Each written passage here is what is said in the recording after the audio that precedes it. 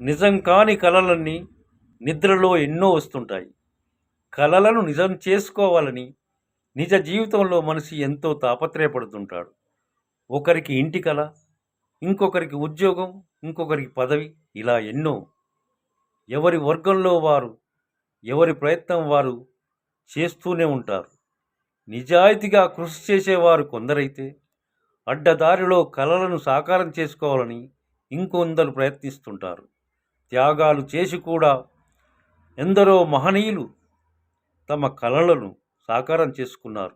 పరాయి పాలకుల అవమానం, అమానుషత్వానికి గురై అలమటిస్తున్న భరత జాతి అవస్థలు భరించలేక మహాత్ములు దేశ స్వాతంత్రమే కలగా దేహ త్యాగానికైనా సిద్ధపడి కలలను సాకారం చేశారు.